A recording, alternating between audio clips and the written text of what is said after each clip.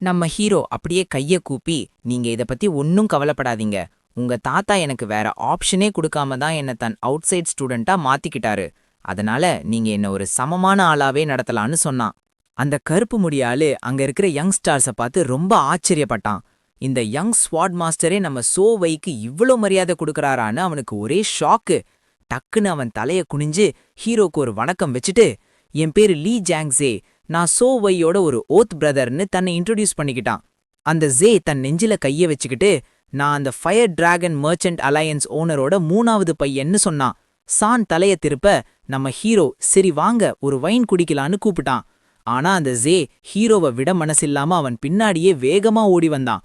கையில ஒரு ஸ்க்ரோல வச்சுக்கிட்டு, எனக்கு கடைசியா ஒரு ஹெல்ப் மட்டும் பண்ணுங்கன்னு ஹீரோ கிட்ட கெஞ்சினான். ஹீரோ தலைய திருப்பி, உனக்கு நிஜமாவே அறிவில்லையா? உன் கணக்கு பிள்ளைங்க எல்லாம் சும்மாவா உட்காந்து சம்பளம் வாங்குறாங்கன்னு எரிச்சலா கேட்டான். அதுக்கு அந்த ஆளு கண்ணை மூடிக்கிட்டு, அவங்கள விட நீங்க ரொம்ப ஃபாஸ்ட்னு சொன்னான். ஹீரோ கையை உயர்த்தி அந்த ஸ்வாட் மாஸ்டர் கிட்ட, சாரி இதோ ஒரு 5 நிமிஷத்துல வந்துடுறேன்னு சொல்ல, அவரும் பரவாயில்ல நான் வெயிட் பண்றேன்னு சொன்னாரு. ஹீரோ அந்த நோட் புக்கை எடுத்து அங்க இருக்கிற லிஸ்ட வேகமா செக் பண்ணான். அப்புறம் அந்த ஜே கிட்ட நோட்ஸை கொடுத்து, உன் ஆர்டர்ல மொத்தம் 82 ஐட்டம்ஸ் இருக்கு, மொத்தம் விலை 4873 லியான் வருதுன்னு சொன்னான். ஜேயும் அதுக்கு சரின்னு ஒத்துக்கிட்டான். ஹீரோ அந்த நோட்புக் அவன் கிட்ட கொடுத்ததும் அவன் ரொம்ப தேங்க்ஸ் சொன்னான். அப்புறம் ஹீரோ தலைய திருப்பி, இந்த மாசம் நீ நிறைய துணி வாங்கியிருக்கியே, இதுவும் நல்ல டீல் கிடைச்சதா இல்ல மார்க்கெட்ல டிமாண்ட் அதிகமாயிடுச்சான்னு கேட்டான்.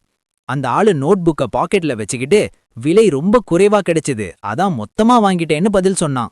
ஹீரோ கைய உயர்த்தி, இதத்தான் நான் சொன்னேன், இந்த ஜே ஒரு பக்கா பிசினஸ்மேன், இவன் ரொம்ப பேராசை பிடிச்சவன், தான் சம்பாதிக்கிற எதையும் மத்தவங்களுக்கு ஷேர் பண்ண மாட்டான், இவன் கூட இப்படித்தான் பிசினஸ் பண்ணணும்னு சொன்னான். அந்த மர்ச்சன்ட் கைய ஆட்டி டாட்டா சொல்லிட்டு அங்கிருந்து கிளம்புனான். ஹீரோ ஆச்சரியத்துல கண்ணை விரிச்சு பார்த்தான்.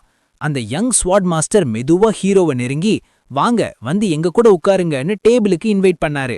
அவரு கைய விரிச்சுக்கிட்டு, இது எப்படி பாசிபிள், நீங்க எப்படி இத பண்ணீங்கன்னு ரொம்ப ஆச்சரியமா கேட்டாரு. நம்ம ஹீரோ தன் பார்வையே தாழ்த்திக்கிட்டான். அங்க இருந்த ஹீரோவை ஒரு மாதிரி மிரட்சியா பார்த்து, மொத்தம் 82 டைப்ஸ் பொருட்கள், ஒவ்வொன்னும் ஒரு வெயிட்டு, மொத்தமா பார்த்தா 36,000 கிலோக்கும் மேல வருது, அது போக 30 ரோல் துணி வேற, இது எல்லாத்தையும் நீங்க எப்படி டக்குன்னு கணக்கு போட்டீங்கன்னு கேட்டான். நீங்க என்ன அரித்மெட்டிக் காடான்னு கேட்ட கேள்வி அங்கிருந்த எல்லாரையும் யோசிக்க வச்சது. அந்த பில்டிங் ஃபுல்லா சூரிய வெளிச்சம் பரவி இருந்துச்சு. அந்த சாக்லேண்ட்ல இருக்கிற பசங்களுக்கு சின்ன வயசுல இருந்தே அரித்மெட்டிக் சொல்லி கொடுப்பாங்க. ஆனா அங்க இருக்கிற யாருமே இவ்ளோ ஃபாஸ்டா கணக்கு போட்டு பார்த்ததே இல்ல. அந்த யங் மேன் வாய பிளந்துகிட்டே, நீங்க எந்த மெத்தட்ல கணக்கு போட்டீங்க, அது அந்த அபாக்கஸ் டேபிளா, இல்ல அதுக்கு வாய்ப்பே இல்லையே, மனசுக்குள்ளேயே இவ்ளோ பெரிய கணக்க ரிவர்ஸ்ல இருந்து போட்டு முடிச்சீங்கன்னு விடாம கேட்டுக்கிட்டே இருந்தான். நம்ம ஹீரோ ஒரு பக்கமா தலைய சாய்ச்சிக்கிட்டு, இது எல்லாம் நான் ஒன்னும் வேணும்னே பண்ணலையேன்னு நினைச்சேன். அவனோட மைண்ட்ல மேத்தமேட்டிக்கல் கால்குலேஷன்ஸ் எல்லாம் ஓட ஆரம்பிச்சது. இந்த காலத்து அரித்மேட்டிக்கும் மாடர்ன் மேத்தமேட்டிக்ஸ்க்கும் இருக்கிற பெரிய வித்தியாசமே அந்த ஜீரோ தான். இதை இவனுங்களுக்கு எப்படி புரிய வைப்பேன்னு யோசிச்சேன். அங்க இருக்கிற எல்லா பொருட்களையும் வச்சு ஒரு பாலினாமியல் எக்ஸ்பிரஷன் இல்லனா ஃபிராக்ஷன்ஸ் மூலமா டக்குன்னு கணக்கு போட்டுறலாம். ஆனா இவனுங்களுக்கு இது ஏதோ சூப்பர் பவர் மாதிரி தெரியுது. அவன் தன் பார்வையை திருப்பி, இப்போதைக்கு எதையும் சொல்ல வேணான்னு முடிவு பண்ண. அப்புறம் அன்கிட்ட 5 கூட 0வை மல்டிப்ளை பண்ணா என்ன வரும்னு கணக்கு போட்டு சொல்லுன்னு கேட்டான். அந்த பையன் ரொம்ப ஆச்சரியமா ஹீரோவை பார்த்து, இது எப்படி முடியும், இது இம்பாசிபிள்னு சொன்னான். ஹீரோ கையை உயர்த்தி, ஏன் 0வும் ஒரு நம்பர் தான்னு நீ என்னைக்காவது யோசிச்சிருக்கியான்னு கேட்டான். குழப்பமா, 0 எப்படி ஒரு நம்பரா இருக்க முடியும், இது என்ன லாஜிக், நான் மனசுக்குள்ளே கணக்கு போட்டு பார்த்தான். ஒரு விஷயம் இருந்தாதான் அது நம்பர், ஒண்ணுமே இல்லாத 0 எப்படி நம்பர் ஆகும், நான் அவனுக்குள்ளே கேட்டுக்கிட்டான். ஹீரோ கையாட்டிட்டு, சரி இது அப்படியே மறந்துருன்னு சொன்னேன். ஆனா அந்த பையன் கையை விரிச்சுக்கிட்டு, இல்ல எனக்கு இதை எக்ஸ்பிளைன் பண்ணுங்க, 5 கூட 0வை மல்டிப்ளை பண்ணா என்ன வரும்னு பிடிவாதமா கேட்டான். ஹீரோ தலையை திருப்பி, அது 0 தான் வரும்னு சிம்பிளா பதில் சொன்னான். இதை கேட்டதும் அண்ணுக்கு செம கோபம் வந்துருச்சு. இதுல எந்த லாஜிக்கும் இல்லையேன்னு கத்துனான். ஹீரோ வாயை திறக்க போக ரொம்ப எரிச்சலாகி ஹீரோவை கண்டபடி திட்ட ஆரம்பிச்சான். ஹீரோ அவங்கிட்ட, நீ என்ன அவ்வளோ பெரிய ஆளான்னு கேட்டான்.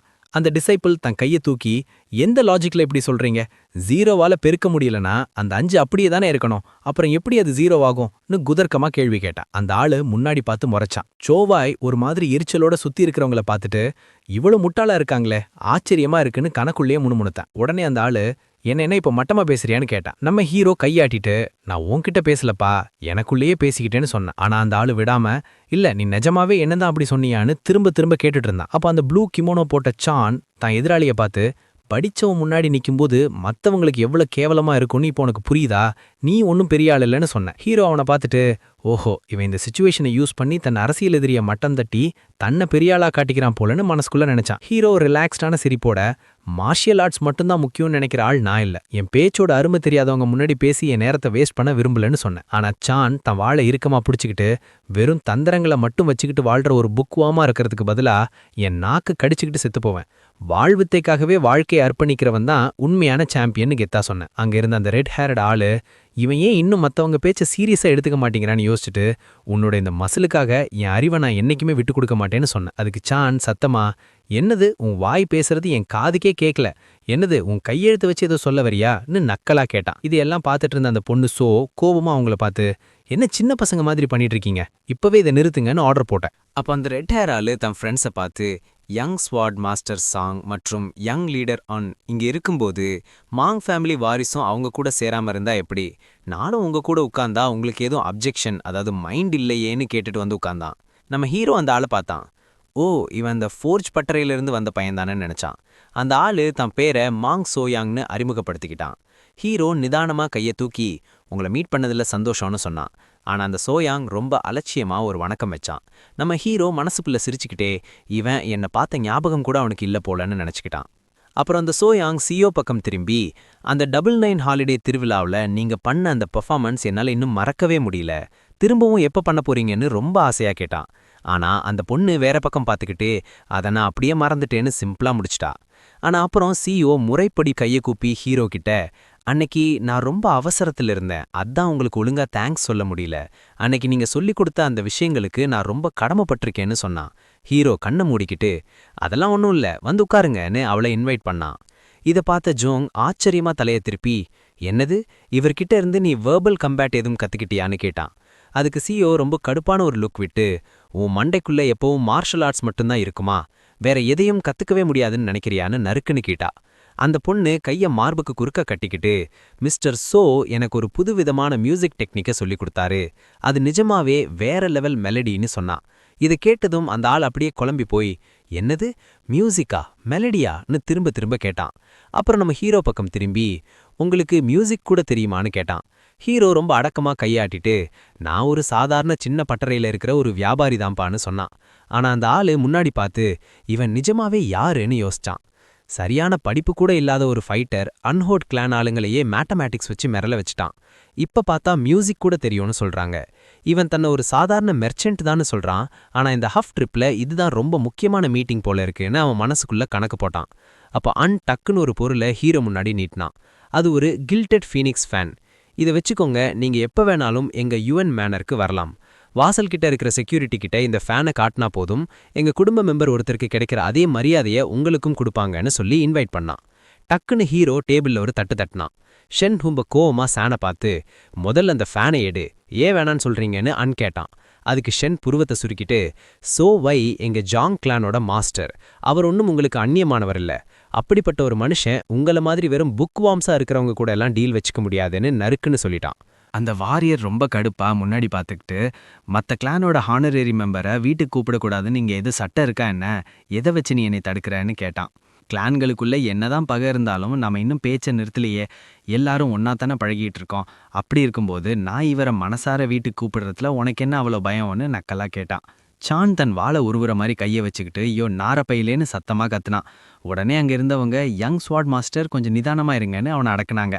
நம்ம ஹீரோ கையாட்டிட்டு, உன் அன்புக்கு ரொம்ப தேங்க்ஸ், ஆனால் இப்போதைக்கு என்னால் வர முடியாது சாரின்னு அந்த இன்விடேஷனை மறுத்துட்டான். அதை கேட்ட ஐயோ ரொம்ப பாவமாக போச்சேன்னு வருத்தப்பட்டான். சான் லேசா ஓரக்கண்ணால பார்த்துக்கிட்டு, நானும் கொஞ்சம் ஓவரா போயிட்டேன்னு நினைக்கிறேன், அடுத்த முறை நாம எங்கேயாவது நிற்கும்போது கண்டிப்பாக உனக்கு நான் ட்ரிங்க்ஸ் ஆர்டர் பண்ணுறேன்னு ஹீரோ கிட்ட சொன்னான். ஹீரோவும் சரிப்பா அதுவும் நல்லதுதான்னு பதில் சொன்னான். அப்புறம் ஹீரோ தலையை திருப்பி, எனக்கு வயிறு ஃபுல்லாயிடுச்சு, என் கூட யாராவது வர்றீங்களான்னு கேட்டான். ஹீரோ கிளம்புறத பார்த்த அந்த ஆளு, நானும் உங்க கூட வரேன்னு கத்துனான். சியோ தன் ஃப்ரெண்ட்ஸை ரொம்ப ஆர்வமா பார்த்து, நீங்க எல்லாரும் இப்போ எங்க போறீங்கன்னு கேட்டான். தன் உடம்பு திருப்பி ஹீரோவை பார்த்து, இன்னும் 1 மாசத்துல மவுண்ட் ஹுவால யங் டிராகன் ஃபெஸ்டிவல் நடக்க போகுது, நாங்க அங்கே தான் போறோம்னு சொன்னான். ஹீரோ ஆச்சரியமா என்னது யங் டிராகன் ஃபெஸ்டிவலான்னு அதையே திரும்ப கேட்டான். அதுக்கு அன் தன் வாளை லேசா வீசிக்கிட்டு, ஆமா இந்த ஃபெஸ்டிவல் பத்தி நீங்க கேள்விப்பட்டிருப்பீங்கன்னு நினைக்கிறேன். 3 வருஷத்துக்கு ஒரு முறை இது நடக்கும். ரொம்ப ஸ்ட்ராங்கான வாரியர்ஸ் எல்லாம் அங்க வருவாங்க. ஒவ்வொரு கிளான்ல இருந்து மார்ஷல் ஆர்ட்ஸ் மற்றும் மற்ற கலைகள்ல கெட்டிக்காரனா இருக்கிற யங் மாஸ்டர்ஸ் அங்க கலந்துப்பாங்கன்னு எக்ஸ்பிளைன் பண்ணான். மியூசிஷியன்ஸ் அவங்க இன்ஸ்ட்ருமெண்ட்ஸை வாசிச்சுட்டு இருந்தாங்க. அந்த பையன் அப்படியே கண்டினியூ பண்ணி, இந்த ஃபெஸ்டிவலில் கிளான்களுக்கு நடுவில் ஒரு கல்ச்சரல் எக்ஸ்சேஞ்ச் நடக்கும். Tea ceremony, fine arts, calligraphy, மியூசிக்னு எல்லாத்துலேயும் போட்டி இருக்கும்னு சொல்லிட்டு மவுண்ட் ஹுவா அங்கே தானே இருக்குன்னு கேட்டான். நம்ம ஹீரோ ஒரு நிமிஷம் நிற்க சொல்லி யோசிச்சான். அவனுக்கு முன்னாடி ஒரு மேப் தெரிகிற மாதிரி ஒரு ஃபீல். இந்த ஸ்வாட் காட் என்ன கான்யூவன் பார்டரில் இருக்கிற கம்சன் சிட்டிக்கு போக சொன்னார். ஆனால் மவுண்ட் ஹுவா சாங்ஷி மாகாணத்தில் இருக்குன்னு கணக்கு போட்டான். ஹீரோ தன் ஃப்ரெண்ட்ஸை பார்த்து, நானும் உங்க கூட வரலாமா, திடீர்னு கேட்கறதுனால இந்த ட்ரிப்புக்கான செலவை நானே பார்த்துக்கிறேன்னு சொன்னான். மனசுக்குள்ள இவங்க கூட ட்ராவல் பண்ணுறது தான் ரொம்ப சேஃபு. அப்படியே மவுண்ட் ஹுவாவோட பழைய செக்ட் ஆளுங்களையும் பெரிய பெரிய ஃபேமிலி மெம்பர்ஸையும் மீட் பண்ணலான்னு ஒரு பிளான் பண்ணான். அந்த வாரியர் ஹீரோவை பார்த்து, நீங்க எங்க கூட வர்றது எங்களுக்கு ஒரு ஹானர் தான்னு சொன்னாரு. அந்த பொண்ணு சியோ, நீங்க ஒன்றும் காசு கொடுக்க வேணான்னு சொல்லிட்டா. ஒரு வண்டி ரோட்ல போயிட்டு இருந்துச்சு. சூரிய வெளிச்சம் அப்படியே மினுங்குது. அப்போ கூட வந்த அந்த ஆளுங்க ஹீரோவை பார்த்து, எங்க மாங்க் ஸ்வாட் கிளான் ஒன் பெரிய ஆண்டர்பிரினர்ஸ் தெரியுமா, எங்க வேர்ஹவுஸ் முழுக்க எப்பவும் சரக்கு ஃபுல்லா இருக்கும்னு பெருமையா சொன்னாங்க. ஹீரோ சிரிச்சுக்கிட்டே, புரியுது, நான் அந்த ஹூஃப்ல இருக்கிற பெரிய பேங்க் பத்தி கேள்விப்பட்டிருக்கேன்னு சொன்னான். அதுக்கு அவங்க சிரிச்சுக்கிட்டே, அது மட்டும் இல்ல, எங்களுக்கு Sunny passenger agency, 100 dishes restaurant, paradise aroma ஸ்டோர்னு ஏகப்பட்ட பிசினஸ் இருக்குன்னு லிஸ்ட் போட்டாங்க.